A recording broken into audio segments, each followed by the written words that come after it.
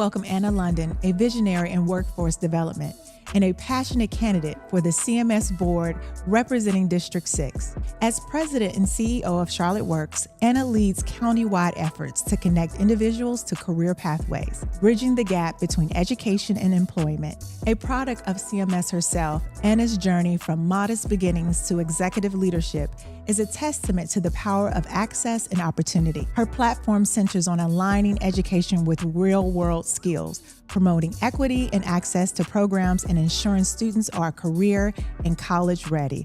With a deep understanding of data, policy, and community needs, Anna brings a bold, future-focused lens to public education. Anna London's in the house. Welcome to Voices of Resilience. Thank you. Yay, finally, I got you here. Yes. How are you? I'm doing well. Good. So before we get started, I always like to start with an unknown fact about you that our subscribers, or those people who are looking at my podcast, will be able to identify you with. So let's get into it. All right. So something interesting about me or funny about me is I'm actually a unicorn. So I'm from here. I grew up here. The Queen City. I grew up here. I've only ever left for 3 months. When I went to college, I went to UNCG for my first semester, and I came right back. I've been here ever since. You've been here ever since. So no other city could just deal with you. No other city. So you love this place that much. I love Charlotte-Mecklenburg. Wow, that is interesting. So tell me this, what makes you so interested in what's going on right now with education? Gosh, that's such a loaded question for me, but public education is under attack. Yes. And we are currently in a crisis where, there's an attempt to defund and tear apart public education. And so I believe that now is the time to have fierce advocates for public education, people that believe in public education, local elected officials that are willing to fight for public education to be fully funded, for educators to be supported, and to make sure that our students are prepared for life after graduation. A thriving community can only be thriving if our public education system is excellent and strong. That's right. And because of that, you are in the field of workforce development. I am. That's your area of expertise. Tell us how that works together. Because I think sometimes when we think about workforce, we don't think about college. We don't think about elementary school. I mean, it's either you go into this area or they don't see them working together, complementing each other. Yes. So can you give us some information about that? Sure. So education is actually part of workforce development. Hello. So workforce development really is the intersection of bringing together education. So K through 12, post-secondary. So whether it's 4-year or 2-year, 4-year, advanced degrees, bringing together industry, community-based organizations, economic development, local government, to make sure that our community, that our residents have access to the skills, the credentials, the pathways for living wages and sustainable employment. And so I like to say, as the workforce development leader for Charlotte-Mecklenburg, my role in football terms is to be the quarterback of the ecosystem. Yes. So really bringing together education, industry, all of those partners that I mentioned to make sure that the people in our community have access to good jobs, to living wage jobs, family sustaining employment, and to make sure that businesses have access to skilled and qualified talent. And K through 12 is such an important foundation for workforce development because it's important that at an early age, we're preparing students with the foundational skills. Yes. So Harvard has done studies, McKinsey has done studies around making sure that our students, starting in pre-K, kindergarten, elementary, that they've got access to really mastering foundational skills. And by foundational skills, I mean things like problem solving, communication, navigating uncertainty. All of those foundational skills are critical to lay the foundation for literacy, K through 2, 3 through 8, and then introducing work-based learning later in elementary school, middle school, and then introducing pathways in middle and high school. And so workforce development is really, making sure that students have access to whatever pathway is appropriate for them for post-secondary. So we like to say, or I like to say, every student needs to graduate with a post-secondary plan. Yes. That could be entering the military. That could be entering the workforce. It could be enrolling in post-secondary, or a combination of of the three of those. Right. So just making sure that students are prepared and that they actually have a plan. That is wonderful. And it is loaded, because I think sometimes people don't see that there are options. Let's just get this part over with. Are you a corporation trying to take over? No, ma'am. like they see workforce development and it's like, oh, it's those corporates trying to. Can you define who you work, what you've been doing? Yes. The business of your employment at this time. That's what I'm trying to say. Yep, absolutely. So Charlotte Works, being the Workforce Development Board, is a 501c3 nonprofit. Hey, nonprofit. Yes. So this is purpose work for me. I will say, in my relationships and my work relationships and collaboration and partnership with the private sector believes in public education.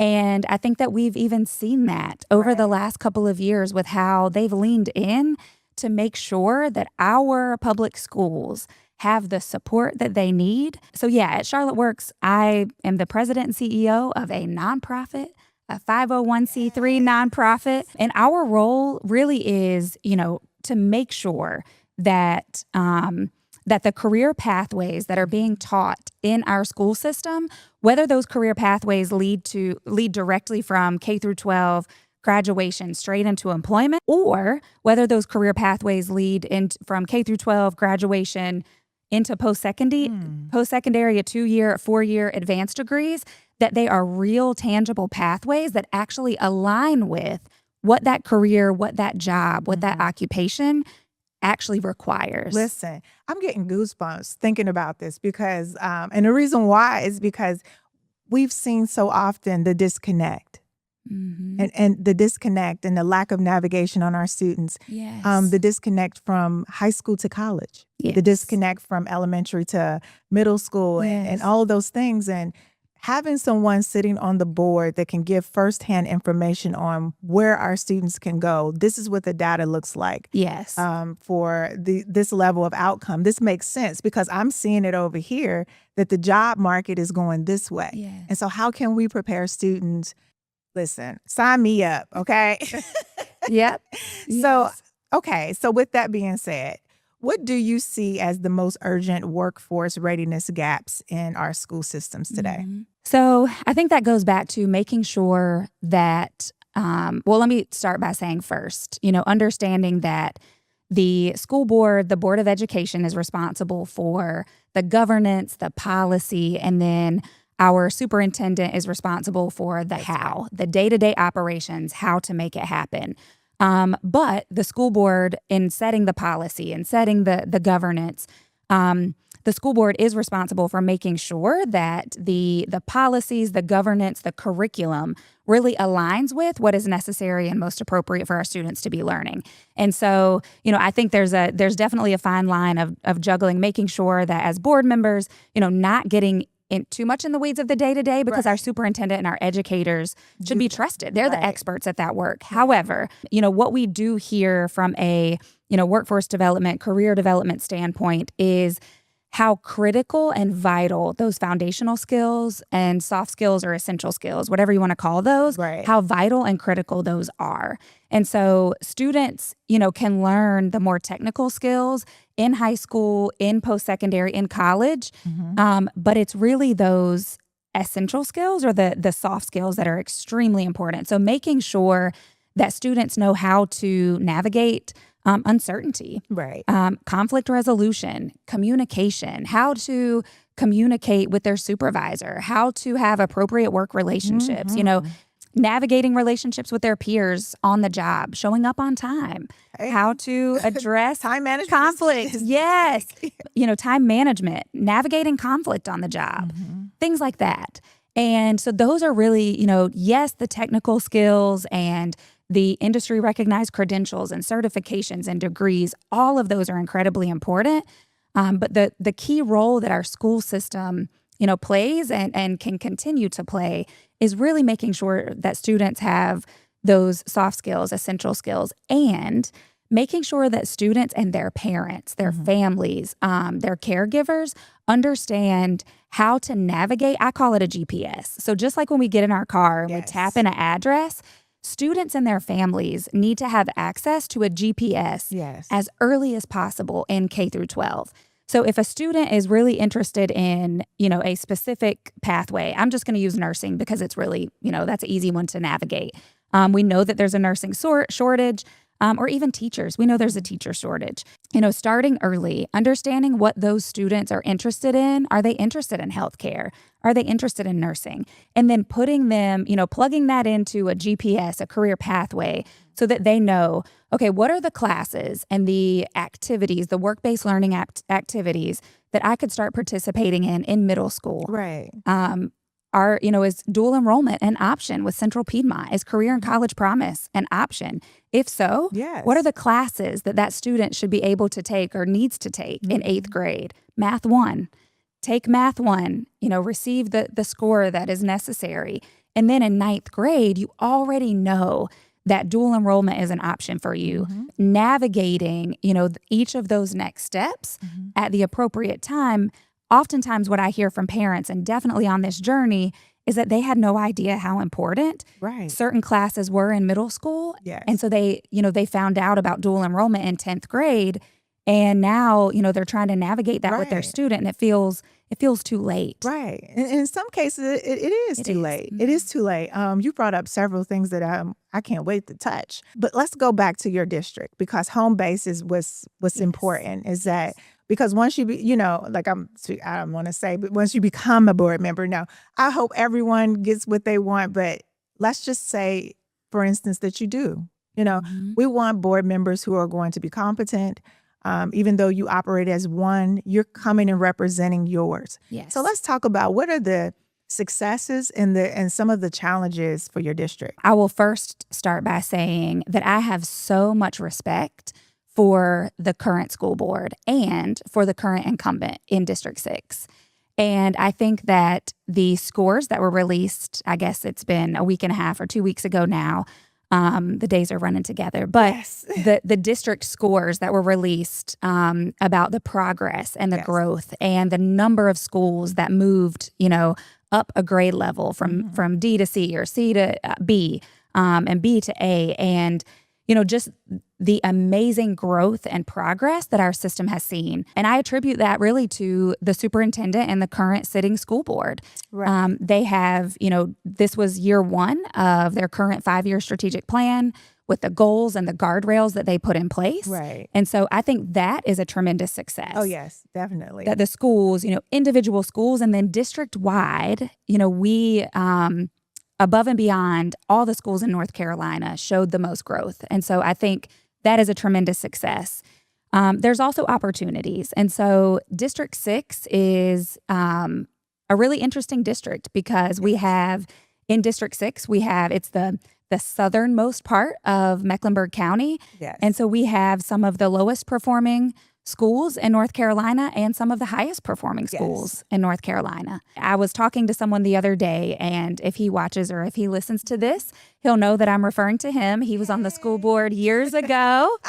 But he was on the school board years ago, a previous school board chair from years ago. And he said in the 90s, what he used to say is, we need to raise the floor and the ceiling at the same time. And I believe everything comes back full circle.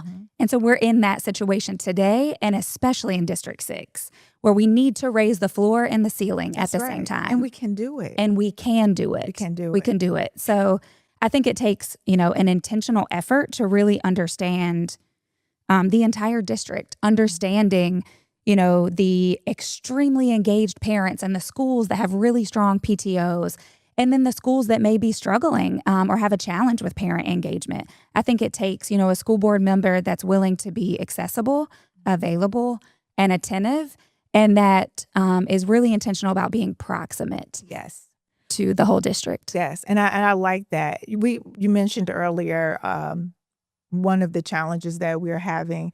I'm going to always keep it real with you. Yes. Teachers are not standing in line Yes. to come, Yes. and it is a sad situation. Mm-hmm. And so we want to talk about the pay, but the pay, most teachers don't care about pay. They care about a culture that honors them, that respects them, that's loyal to the contract that they signed. Yep. Giving them the ability to go into that classroom and really hone in on their skill set. Do you think the CMS is providing a safe space for teachers to do that? I think there's opportunity to strengthen the culture. I do. So on my journey, prior to filing to run for the school board, and definitely over the last couple of months, I've had so many conversations with educators. And so teachers as well as just staff in the school system. Yes. And that has been, of course, teacher pay. To your point, teacher pay is definitely a challenge. But the majority of them have said that they just don't feel valued. Right. And not just from the district, but really it's been mostly from the community. Yes. The school system currently does surveys regularly asking the staff, 19,000 staff, how they feel, what could be better, what's working, what's not working. And so there's definitely been progress in culture for the educators and the staff, but they don't feel valued in the community. No. So when I was growing up, everyone looked up to teachers and thought of teachers like, they're really superstar heroes, like local heroes. Yes, they will forever be the Beyoncés of my life. Okay, so and it's so true. It's a culture. It is, and I think that with the right people in place, because as I've said before, education is $1 billion industry. Yes. It is a position, and being on the board is a position of power and influence. And so what we would like to see, and I know I would love for the teachers that I know, that I advocate for, to get paid. But that doesn't mean that you are a high quality teacher either. Right. And when we hear people talk about, we don't want to just throw money at the issue. Well, the issue at hand is that they don't feel valued. Because I know in my experience, I have paid teachers more and I've gotten less. Yep. Because I didn't really look at the value system there. So give me some ideas of how you could encourage the community in your district to wrap their arms around teachers. Because really teachers, I feel like when I see a teacher, I say, thank you for your service. Absolutely. Like they're in the military. Yes. Like boots on the ground for real. And they probably feel like it sometimes. So like, what's the culture like? I mean, how can you you gather your community and say, hey, this is what I need for you to do for these teachers here? So I think first and foremost, it is for a lot of different reasons, but one of the outcomes of it would be supporting teachers and showing teachers that the community values them is really bringing the community back into the schools.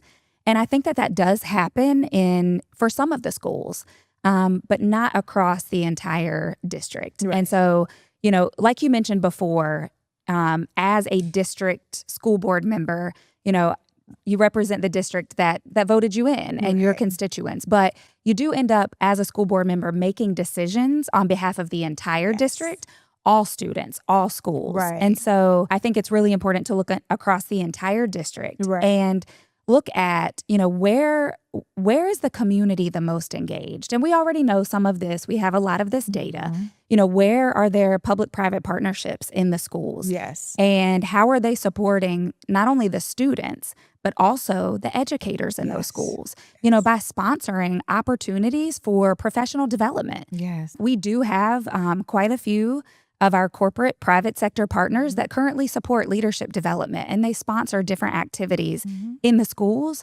But I know that it's not across the entire district. And so I think that's an opportunity. And if I look at District 6, we have some really, really, really high performing and really strong schools.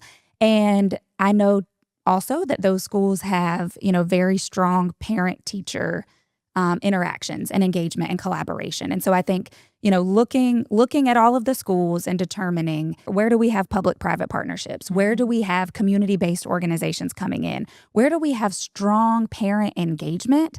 And how could we ensure that we spread the love, leverage resources across the district to really support the educators? I think also, going back to, of course, Charlotte-Mecklenburg Schools currently does Teacher of the Year, and Principal of the Year, and those types of things.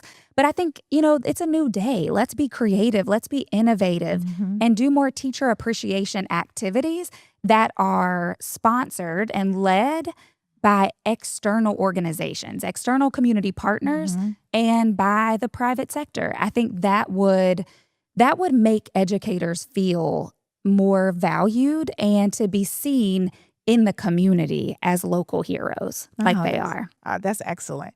So we're in what you would call a tumultuous time. Yes. Things are moving very fast. Yeah. People they feel unsafe with just life in general. Yeah. And then education is, of course, like we mentioned earlier, is being attacked. Yes. What would success look like for you in your first year as a school board member? So in the first year, I would love to make progress, significant progress on building back trust with the community. Yes. I think that over the last, 2 years, our superintendent and the school board has done a phenomenal job. Yes, they have. And, Dr. Hill has provided structure and stability, and she answers the hard questions. But there's still an opportunity to bridge the gap around communication. Yes. And especially in District 6. Communication between, there's 2 different mechanisms for communicating. It's the school board communication and the district communication. Right. And there's opportunity to bridge that gap and to ensure that when communications go out from the 2 separate mechanisms or bodies, that they are aligned. And I think that starts with a clear, transparent process and protocol for communication. As a school board member, I have made a commitment to be present, to be available, to be accessible, and to be attentive to the community. I've done something called London Listens on my campaign. That's cute. So just posting up, somewhere in the community, in person and virtual, and just letting people show up and share with me their concerns, their thoughts, their feedback, their fears, their questions. And I've made a commitment to continue that. And I would do that alongside the other local elected officials that have overlapping districts. That's right. So county I've commission, seen you city out council. there. Yes, yes. Yeah, I love that up close and personal relationship. Like I said before, Voices of Resilience is about the heroes in our neighborhoods, the everyday people who are boots on the ground for us. And so you said something earlier. I wanted to make sure I touched on that because it's important. You said something earlier about early college. Yeah. And what that means to parents. Yes. Especially those parents who are, they're making, come on. The cost of living here in North Carolina is it's no easy win. It's high. And then trying to qualify for Pell Grant, which is being under attack right now. It's being cut. Those early colleges are important to our students as far as making sure that they can get certain credits, college courses out of the way. It helps in the long run when they are applying for that 4-year, if they choose to apply to a 4-year college. I can say that CMS did not vote to expand that in their last with their last opportunity. I don't want you to feel pressure to say that you would, but the benefits to me, and I don't know the details of why they wouldn't, but I'm sure that it would have, to me, I feel like it should have passed to give our students better opportunities, not have to worry about the cost to attend college or even whatever they wanted to do. Right. That's the goal, is to make sure that we do that. So could we count on you, if given the opportunity, to circle back to that expansion of early college? Would you vote yes? Absolutely. See, that's what I'm talking about. Absolutely. Yes. And I'm sure, that there was so much more, in the details of all of that I'm not aware of, just like you said. Right. But, being able to graduate high school, Listen. whether you do dual enrollment, career and college promise, early college, being able to graduate high school with some college credits under your belt for free. God. Yes. For free. It cuts let me tell you, the research says it. Yes. The research says that if a student has it has more credits, they have less debt. Yes. If we want to Yes. move to a society where we don't have to be dependent on loans, Absolutely. then you have to give these students an opportunity beforehand to take the classes for free. I mean, yes, it just makes sense to me. And not just, that those courses or those credits are free and you have less debt, but also because they're going onto a college campus and they're taking advantage of an opportunity to be exposed to college curriculum, the culture of college, the coursework, all of that. Right. They're much more likely to enter and then to succeed at college because there wasn't such a significant culture gap or going from straight from high school to college with no experience. With none. And think about the impact for first generation college students, because their parents could be supporting them, but their parents did not experience it. That's right. So they're providing support, but they can only provide but so much support because they didn't experience it themselves. That's right. And so for students to be exposed to that at an earlier age, while they still have all of the high school resources and supports wrapped around them, it's a game changer. Oh yeah, it is. It's a huge game changer. And I'm just hoping that we will get that opportunity to do. I just feel like we've missed some things, and so anyone that I'm interviewing that's coming on Voices of Resilience, I'm hoping that they will hear the reason why we need someone in those spaces and places that want to advance opportunities for everyone. I agree. And so with that being said, I would love for you to talk to your district, talk to the people in Charlotte, and let them know why they need to vote for you. To all of the people in District 6, to the parents, the students, the educators, and just anyone and everyone who cares about public education, I bring to the table, and to this role, to this seat, lived experience and professional experience. So I started my career over 15 years ago as an educator. I taught pre-K for a couple of years, and actually my last pre-K class, the students just graduated from Independence High School last year. And now they're young men and women, and I'm just so excited and so proud of them. It's still, it moves me. So I started my career in education while I was getting a master's degree in counseling. I did crisis intervention and behavioral health for a couple of years. So I know firsthand what it's like in the classroom, even though that was years ago. I know what it's like, for students to walk into the classroom each morning, each day with invisible burdens and still be expected to learn, to behave, to grow and develop. And I believe in supporting our educators, fighting for our public schools to be fully funded, increasing teacher pay. And I believe in making sure that our students really are prepared for life after graduation. So whether that is enrolling in post-secondary, enlisting in the military, or entering straight into the workforce, being employed. And I believe in nurturing a strong and safe environment for our teachers, our staff, our students, and for parents to really feel like they are a partner in their students' education. So like I said, I bring lived experience, I bring professional experience, and this is purpose work for me. So I would love your support, and I welcome all questions, all conversations. Come ask me the hard questions. Share with me your thoughts, your feelings, your concerns about public education. Our public schools need us, and I'm ready. I'm up for the fight. Thank you so much, Anna London. Thank for you. coming and sharing with us your why, and I'll see you at the polls. Thank you.